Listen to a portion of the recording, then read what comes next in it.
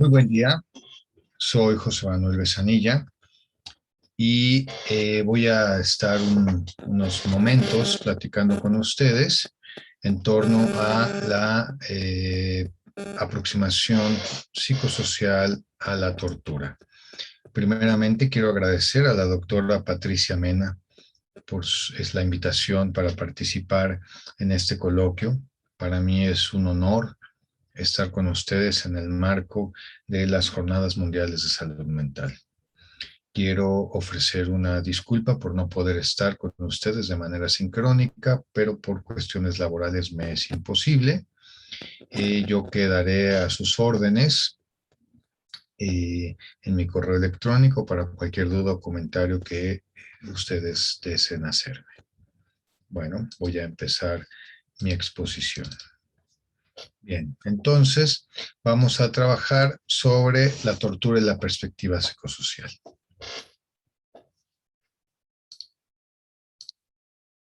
Bueno, ¿cuál es el contexto que estamos enfrentando aquí en México? Esa es una situación muy importante y yo quiero invitarlos a reflexionar sobre cuál sería la situación en nuestra región, ¿no? Me parece que hay algunos datos, hay algunos elementos que podemos extrapolar y entiendo que hay otra colega mía, una muy querida amiga, que ya les platicó sobre el contexto internacional, ¿verdad?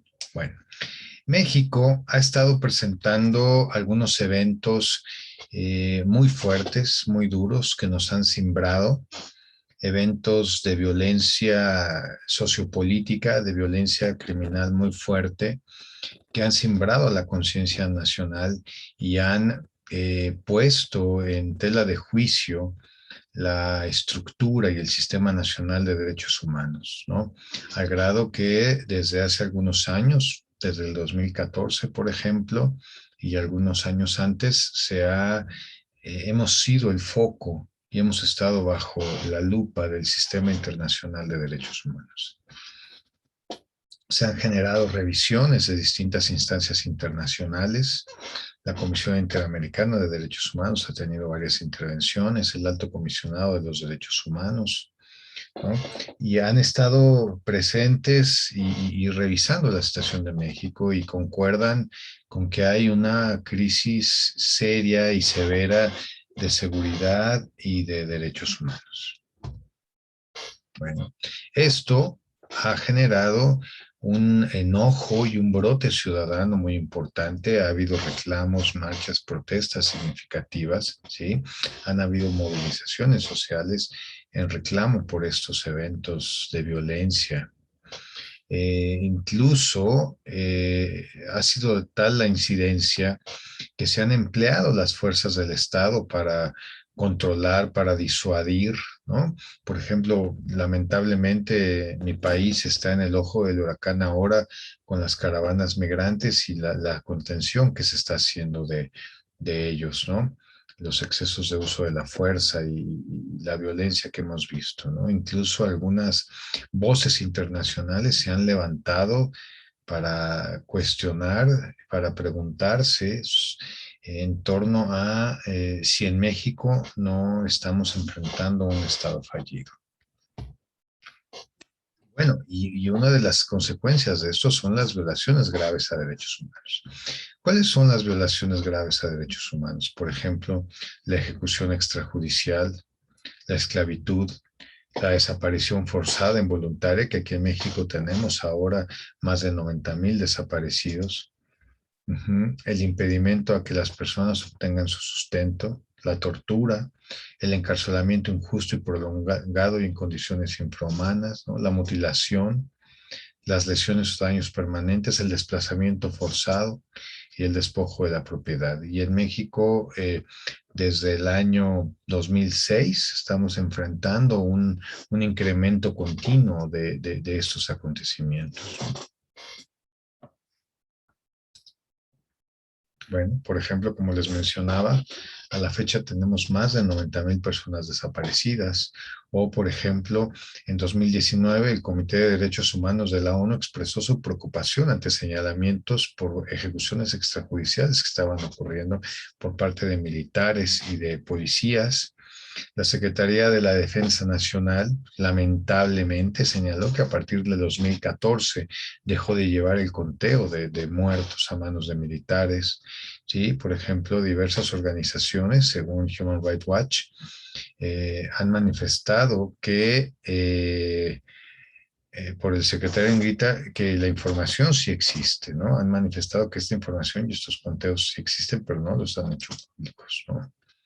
Por ejemplo, la tasa de homicidios en México se ha mantenido en su nivel más alto en 2020 a pesar de la pandemia, con 29 personas por cada 100,000 habitantes, ¿no? Hemos llegado a 3 años del gobierno actual a más de 100,000 muertos. Se han duplicado los muertos del sexenio del 2006 al 2012 en solo 3 años y ya se rebasó la cifra de muertos para los primeros 3 años del gobierno anterior, ¿no? El mismo índice que tenemos la misma tasa de mortalidad que en 2018 y 2019, ¿no? Bueno, ya en cuanto a los datos de tortura, que es lo que nos corresponde y lo que nos convoca, por ejemplo, ¿no?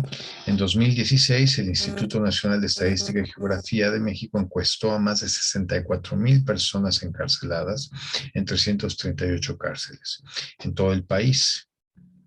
Y el 64% de los encuestados reportaron algún tipo de violencia física durante el momento de su detención, incluyendo descargas eléctricas, estrangulamiento o asfixia.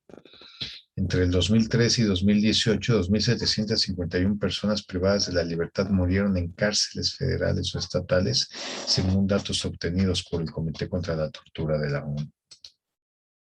Bueno, entre diciembre del 2012 y enero del 2018, la Fiscalía General de la República inició 9,000 averiguaciones previas sobre tortura, ¿no? Según la Fiscalía, la Dirección General de Especialidades Médico-Forenses intervino en 1,903 presuntos casos de tortura en 1919. En 1919, igual la Comisión Nacional de los Derechos Humanos recibió 84 quejas y en su análisis de México de 2019, el Comité contra la Tortura de las Naciones Unidas destacó que de 3,214 denuncias de tortura en México realizadas tan solo en 2016, apenas 8 dieron lugar a una detención y un juicio. Eso nos habla de datos importantes. El Comité contra la Tortura expresó su preocupación ante la información de que la justicia comúnmente falla en investigar los señalamientos de tortura y se traslada la carga de la prueba a las víctimas, ¿no? Esto es información de Human Rights Watch. Y esto nos habla de un contexto, nos habla de una situación donde podríamos reflexionar en torno a la existencia de lo que puede llamarse un sistema torturante. ¿Y cuál sería una lectura psicosocial de la tortura? Primero, ¿qué es la mirada psicosocial? Consideramos, por ejemplo, que la mirada psicosocial es una posición, una forma de aproximarnos a los fenómenos de violencia para poder visibilizar la relación entre los aspectos subjetivos de los individuos, de los grupos, de las comunidades y la relación que esto tiene con el entorno económico, político y social, ¿sí? Y entonces tiene que ver con poder visibilizar y hacer explícita las relaciones, la subjetividad de los individuos, de los grupos, de las comunidades, como un factor determinante dentro de los procesos sociales. Por ejemplo, también el Consenso Mundial de Principios y Normas Mínimas sobre Trabajo Psicosocial en procesos de búsqueda dice que los procesos de acompañamiento individual, familiar, comunitario y social deben prevenir, atender y afrontar las consecuencias de los impactos de las graves violaciones a derechos humanos. Se debe promover el bienestar, el apoyo social y el soporte emocional a las víctimas y contribuir a restablecer su integridad, fortaleciendo su dignidad y estimulando el desarrollo de sus acciones en los procesos de búsqueda de verdad, justicia y reparación integral del daño.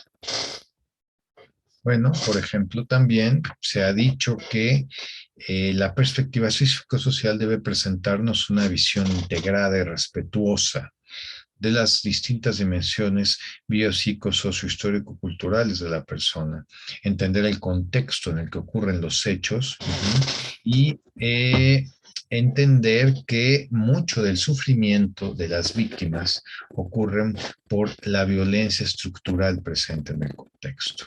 No es que estén enfermos y no hay que patologizar las manifestaciones clínicas, hay que entender que éstas emergen de un contexto de violencia estructural.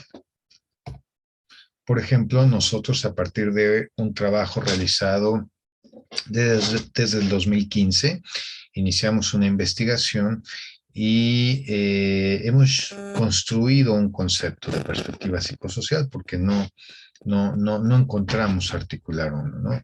Y entonces la perspectiva psicosocial tiene que tener, implica una posición ética y existencial de compromiso hacia la acción y el encuentro para la transformación social con las víctimas, familias y comunidades que han enfrentado violencia sociopolítica y violaciones graves a los derechos humanos. Implica dar un paso al frente, asumirnos como sujetos sociales, como sujetos políticos y entender que en el contexto de violencia estructural, los sujetos sufrientes requieren primero reivindicar su dignidad, reivindicar la justicia, reivindicar la verdad, ¿no? Esta posición nos lleva a acercarnos a la realidad entendiéndola como un producto, como un producto complejo. La realidad es como la articulación y la integración de los elementos sociales, políticos, históricos, culturales.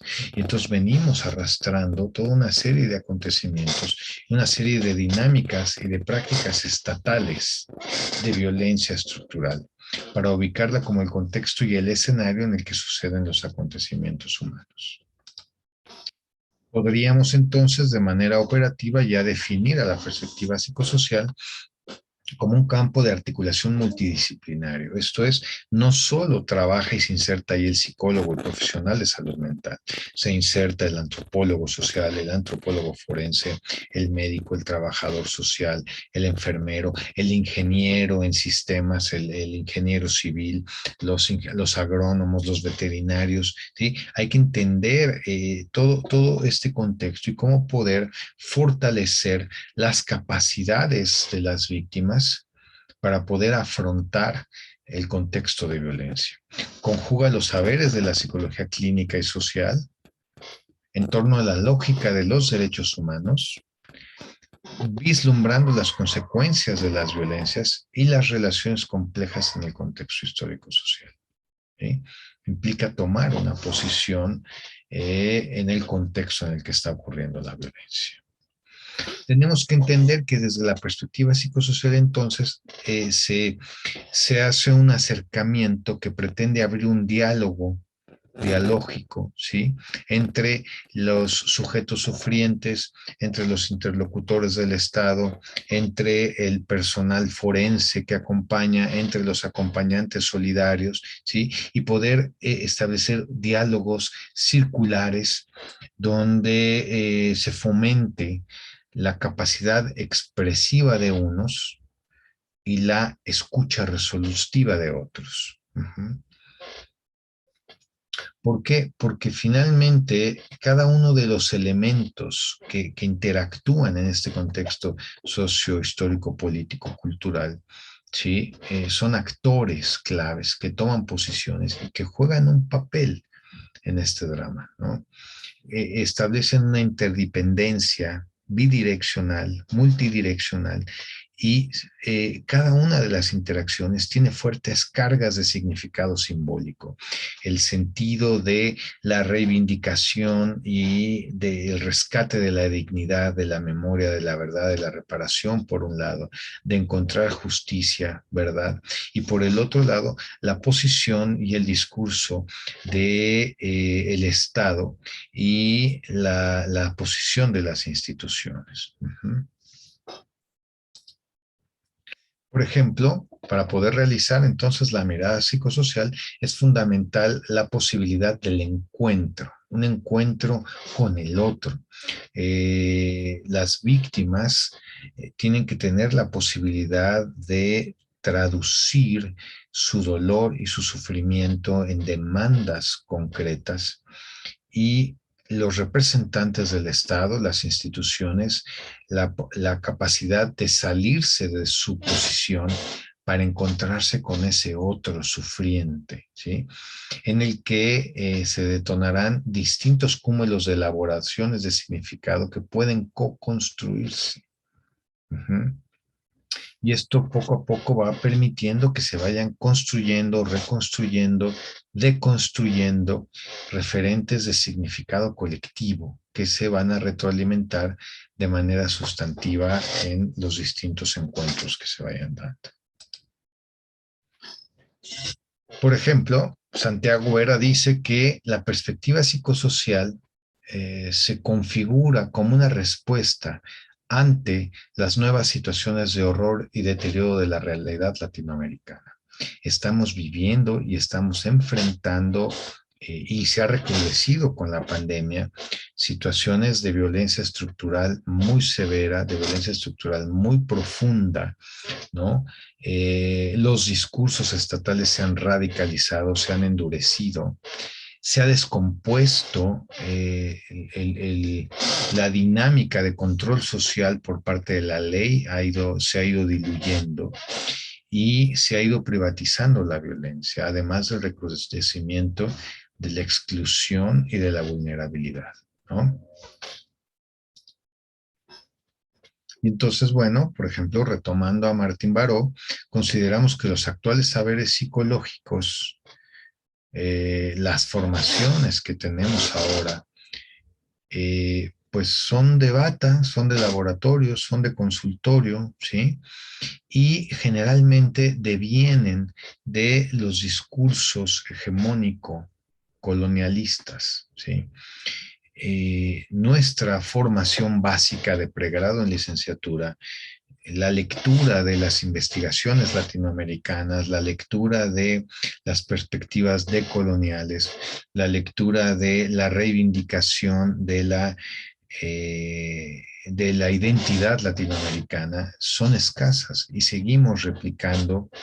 Y no es porque no sean valiosas, no es porque la teoría de la Gestalt no sea valiosa, no es porque no quiere decir que la teoría del psicoanálisis sea valiosa, pero tenemos que tener la capacidad de contextualizar esos saberes a nuestra realidad y a nuestra situación, ¿no? Es por ello que el acercamiento desde la mirada psicosocial constituye, implica una resignificación de nuestros saberes, de nuestros haceres y de nuestros discursos, rescatando las aportaciones, pero también identificando sus limitaciones, ¿no? Y entonces tenemos que partir desde una apertura comprensivo-dialógica, ¿sí? Dialéctica, donde pongamos nuestro saber al servicio de la construcción social, al servicio de la reconstrucción de la experiencia y la perspectiva de las víctimas, en el que el bienestar de las minorías no se sostenga sobre el malestar de los más, donde la realización de unos no requiere el descarte de otros, como dice Francisco, y la negación, donde el interés de pocos no exija la deshumanización y la alienación de todos, como dijo Martín Baró. Bueno, y entonces tenemos que entender, por ejemplo, que la tortura es un fenómeno, el suplicio sobre el cuerpo, el control del sujeto a partir del control, el dominio del cuerpo, del dolor, ha estado omnipresente en la historia de la humanidad. Se manifiesta de maneras sumamente complejas y esta tiene repercusiones tanto en el ámbito personal, familiar, comunitario y social, en el legal, en el ámbito legal, en el ámbito histórico y en el ámbito cultural. Podemos ver, por ejemplo, la Santa Inquisición, podemos ver Abu Ghraib, la prisión de Abu Ghraib. Podemos ver, por ejemplo, una representación del suplicio de Damins que describe Michel Foucault en Vigilar y Castigar.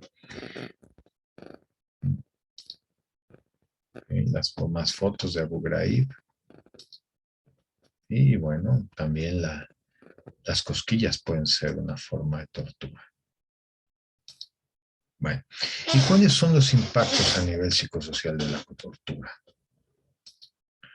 Por ejemplo, dice Lira que tenemos que tener muy claro que el Estado detenta el poder, el monopolio de la fuerza, el poder de dar muerte, aunque ahora esto se ha ido diluyendo, se han ido privatizando los grupos paramilitares y la violencia se ha ido volviendo un coto privado también, ¿no? Dentro de situación que puede ser constituyente para la generación de terror y vulnerabilidad en las poblaciones. Algo muy importante, por ejemplo, es que un informe del Departamento de Estado de los Estados Unidos señalaba a mediados de este año que cerca del 30% del territorio mexicano está bajo control de los grupos de delincuencia organizada. Grupos de delincuencia organizada que ya cumplen funciones de Estado, controlan el territorio, cobran impuestos, controlan la vida de la población, ¿no? Un paraestado, ¿no? En general se ha visto que el impacto psicosocial de las violaciones graves a derechos humanos redunda en el incremento de la violencia y ahí está el círculo vicioso, ¿sí? La violencia doméstica, la violencia callejera, la violencia social, ¿sí? En aquellas situaciones de vulnerabilidad institucional, por ejemplo, donde tú tienes un 93% de cifra negra, ¿sí? Por cada 100 delitos, 93 no se denuncian, solo 7 se denuncian y menos del 1% de los que se denuncian llegan a una sentencia, obviamente se genera un círculo vicioso de impunidad. Y un círculo vicioso de impunidad que se convierte en un cáncer que va penetrando en las instituciones, el Estado se siente vulnerado y entonces se genera el recrudecimiento de la posición del Estado y el endurecimiento de las acciones de violencia y de control, en el que a partir de este se van debilitando de manera más marcada las instituciones, ¿no? Y entonces se van observando efectos cataclísmicos en los sujetos, en los grupos, en las familias, ¿no? Se disocian, se dislocan, se fracturan los elementos de referencia en la sociedad. La potencia simbólica de la ley para el control de la conducta, para establecer el marco de referencia de la conducta del comportamiento, se va difuminando, se difuminan los límites y el control social se va instaurando a partir de quien tiene más fuerza y más poder, ¿no? Como si regresáramos a una barbarie, como si se fracturara la ilusión civilizatoria. Obviamente se crean las condiciones para generar terror y miedo dentro de los ciudadanos, ¿no? Obviamente si, se van generando actos de violencia continua y se genera la normalización de la violencia. Nos vamos insensibilizando, ¿no? Tenemos una sensación, un fantasma de riesgo impreciso, donde en cualquier momento puede ocurrirnos algo, pero también nos vamos volviendo insensibles a esto, porque es la única forma de poder sobrevivir en este contexto, ¿no? Especialmente cuando es posible que en cualquier momento uno pueda ser desaparecido o torturado. Se infiltra la presencia de la muerte en nuestra cotidianidad. Se manifiesta lo siniestro en lo cotidiano, ¿sí? Se van marcando, se van fracturando los procesos de interacción entre las personas y entonces el terror se utiliza como un instrumento de control social y de control de la población. No sé si ustedes pueden ver, por ejemplo, una serie de Netflix que se llama Somos, que narra los días previos a una masacre y desaparición masiva que hubo en una comunidad de Allende, en la comunidad de Allende, Coahuila, y muestra con mucha claridad este fantasma de lo incierto, del temor y del control social que se empieza a establecer, el fenómeno de la desconfianza, por ejemplo, ¿no?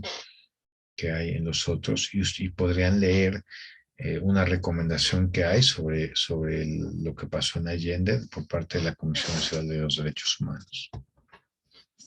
Y obviamente, ante estos hechos de tortura, de violaciones graves a derechos humanos, pues ocurren fenómenos que son irreparables, ¿sí? Son irreparables y se genera una marca social, se genera una marca histórica, se abre una herida que estigmatiza la interacción y la vinculación. Y muchas veces los estados, los gobiernos piensan que por medio de las compensaciones económicas pueden reparar algo, pero esa herida queda abierta, ¿sí? Porque la ambigüedad sigue, porque la impunidad sigue, ¿sí? Y siguen realizándose los eventos de violencia, las situaciones de violencia. Bueno, por mi parte lo dejaría yo hasta acá. Espero haber aportado a la reflexión, espero haber aportado a este evento y haber generado algunas preguntas. Reitero mi agradecimiento por la invitación. Me disculpo nuevamente por no haber estado de manera sincrónica con ustedes y les dejo mi correo electrónico para cualquier pregunta, cualquier duda o comentario que ustedes quieran externarme. Muchísimas gracias y quedo a sus órdenes.